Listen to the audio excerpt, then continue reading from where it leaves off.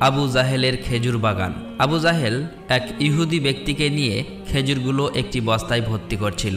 শিশু নবী মুহাম্মদ সাল্লাল্লাহু আলাইহি ওয়াসাল্লাম তখন ক্ষুধার্ত ছিল, তাই ক্ষুধা নিবারণের জন্য দুটি খেজুরের আশায় আবু জাহেলের খেজুর বাগানের দিকে যেতে লাগলো।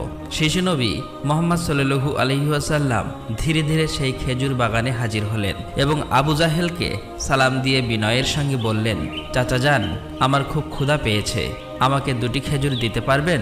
তখন আবু জাহেল তাচ্ছিল্য ভরা চোখে তাকিয়ে বলল, হে মুহাম্মদ, তোমাকে খেজুর দিতে পারি, কিন্তু একটি শর্ত আছে।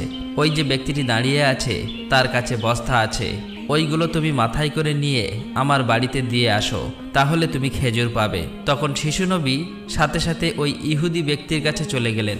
ইহুদি লোকটি তাকে অবাক হয়ে দেখে বললেন, হে বালক মুহাম্মদ, তুমি কি জন্য এসেছো? শিশু নবী মুহাম্মদ সাল্লাল্লাহু আলাইহি ওয়াসাল্লাম